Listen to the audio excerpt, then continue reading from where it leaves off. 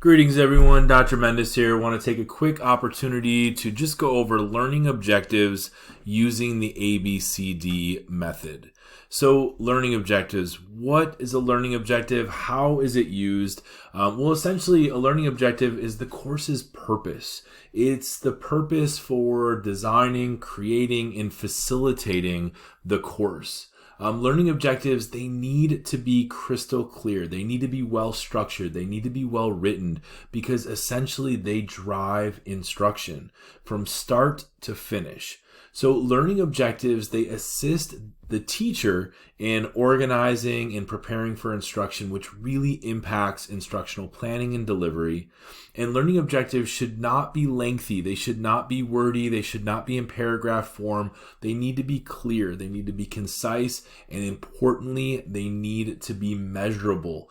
Because these objectives help create accurate assessments, these assessments and these learning objectives, if they are well aligned, you can undoubtedly determine if your students learned and to what capacity, and really answering the question, was your class, was your instruction really, was it successful? Did you hit your mark? Were you able to meet or exceed expectations?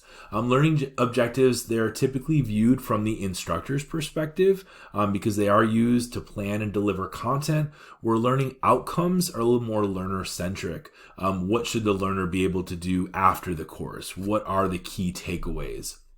But learning objectives, they provide structure, they provide orientation for both the teacher and learner, and this is why clarity is so important when we're constructing these learning objectives.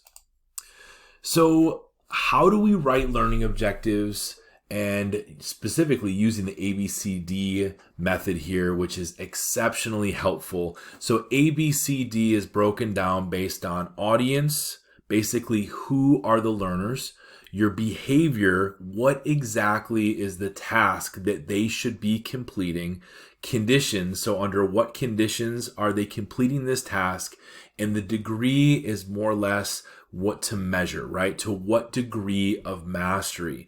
And there are some great examples here to take a look at. I am not going to go through these right now, but making sure that you're hitting the elements of audience, behavior, conditions, and then to what degree will make sure that you are creating a clear, concise, and measurable learning outcome, making sure that it's concise, not too wordy. Another thing to consider is using your Bloom's verbs, making sure that your learning objectives are rigorous enough and robust enough to meet your audience, to meet your learners. And whether you're working with early ed, elementary, middle, high school, or even undergrad or doctoral level programs, those learners, we need to make sure that that is going to be well aligned and match up with the Bloom's verbs that we are using when we're creating these learning objectives.